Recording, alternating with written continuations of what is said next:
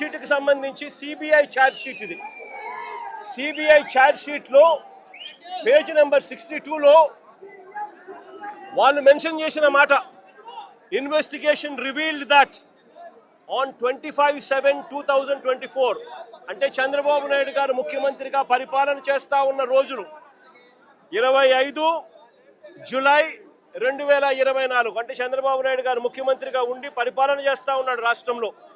Investigation revealed that on 25/7/2024 TTD rejected the 4 ghee tankers,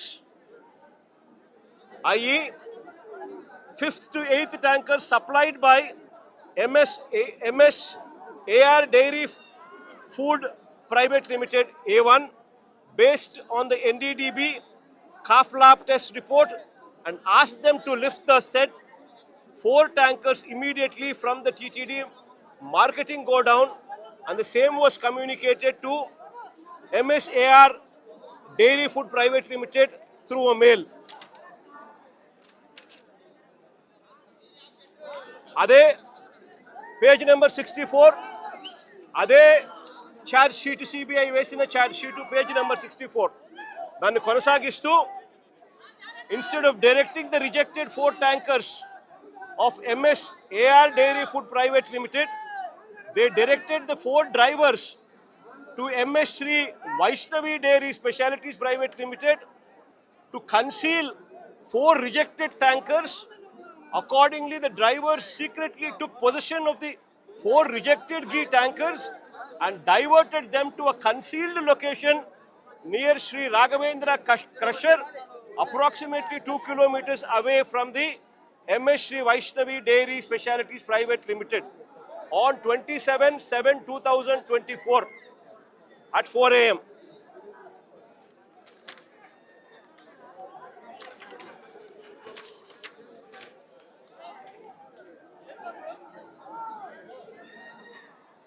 charge షీట్లో page number 44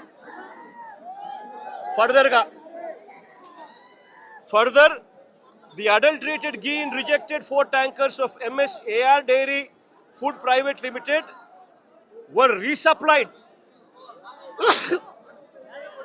to the TTD in the supply orders of MS Shri Vaishnavi Dairy Specialities Private Limited, and TTD accepted the same. అంటే టీటీడీనే చంద్రబాబు నాయుడు గారు ముఖ్యమంత్రిగా ఉండగా ఇది CBI charge షీట్లో mention చేసింది. చంద్రబాబు నాయుడు గారు ముఖ్యమంత్రిగా ఉండగా 27/7/2024 అంటే చంద్రబాబు నాయుడు ముఖ్యమంత్రిగా ఉండగా జూలైలో టీటీడీ వాళ్ళు 4 ట్యాంకర్లు ఏదైతే ఉన్నాయో ఆ ట్యాంకర్లను రిజెక్ట్ చేసినారు. ఆ రిజెక్ట్ చేసిన ఆ ట్యాంకర్లు మళ్ళీ ఇదే చంద్రబాబు నాయుడు గారి ముఖ్యమంత్రిగా పరిపాలన చేస్తూ ఉన్న ఇదే పీరియడ్లోనే అవే ట్యాంకర్లు తిరిగి మళ్ళీ వెనక్కి వెళ్ళిపోయి మళ్ళీ టీటీడీలోకి ప్రవేశించాయి. దొడ్డిదారున మళ్ళీ టీటీడీలోకి వేరే వాళ్ళ పేరుతో మళ్ళీ ప్రవేశించాయి. దాన్ని టీటీడీ యాక్సెప్ట్ చేసింది. అవే ట్యాంకర్లు లడ్డూ తయారీకి కూడా వాడారు అని చెప్పి ఏకంగా సిబిఐఏ చంద్రబాబు నాయుడు గారి ప్రభుత్వం మీద వాళ్ళు చేసిన తప్పుల మీద, వాళ్ళు చేసిన అన్యాయం మీద ఏకంగా సిబిఐఏ ఛార్జ్ షీట్లో వేసింది.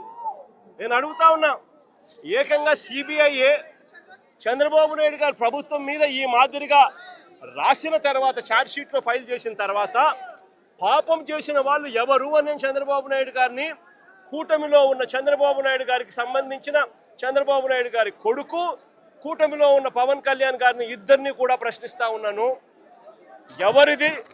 ఎవరు పాపం చేసిన వాళ్ళు అని చెప్పి నేను ఈ సందర్భంగా అందరినీ కూడా ప్రశ్నిస్తా ఉన్నా.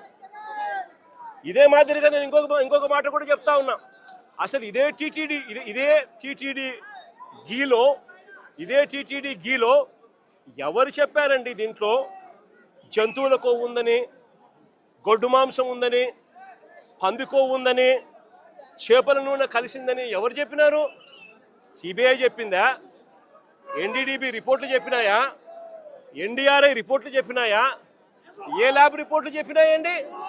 కేవలం చెప్పింది ఎవరు అని అంటే స్వార్థ రాజకీయాల కోసం చంద్రబాబు నాయుడు, స్వార్థ రాజకీయాల కోసం పవన్ కళ్యాణ్, స్వార్థ రాజకీయాల కోసం చంద్రబాబు నాయుడు కొడుకు లోకేష్, స్వార్థ రాజకీయాల కోసం వీళ్ళకు డంకా బజాయిస్తా ఉన్న వీళ్ళ ఎల్లో మీడియా, ఆ ఈనాడు, ఆ ఆంధ్రజ్యోతి, ఆ టీవీ5.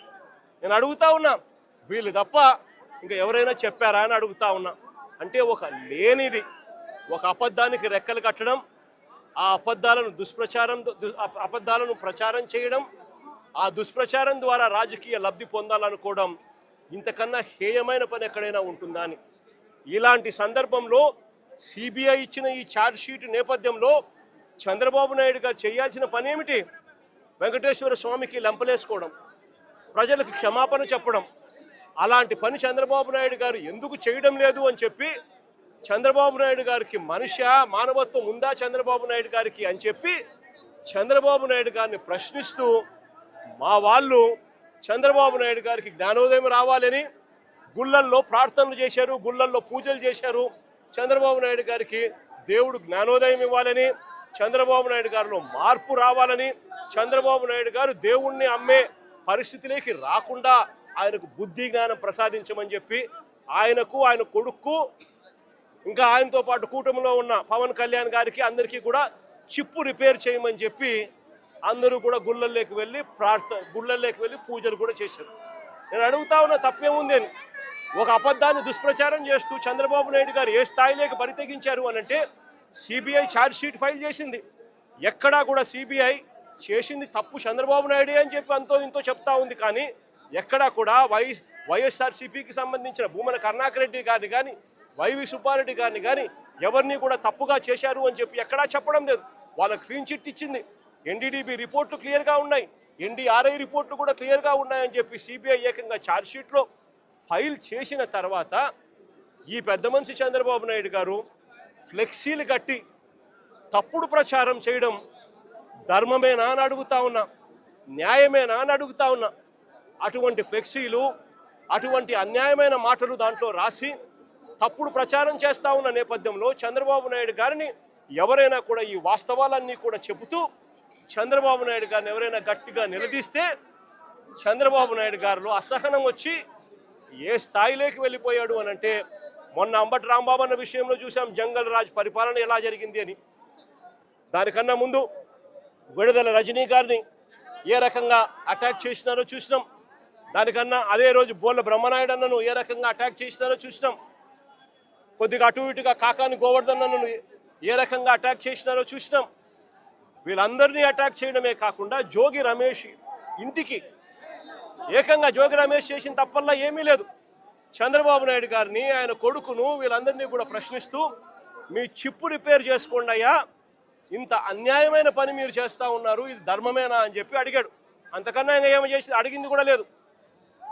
అలాంటిది చంద్రబాబు నాయుడు గారు అసహనం ఏ స్థాయిలోకి వచ్చింది అంటే, ఇప్పుడే జోగి రమేష్ ఇల్లు చూసినాం.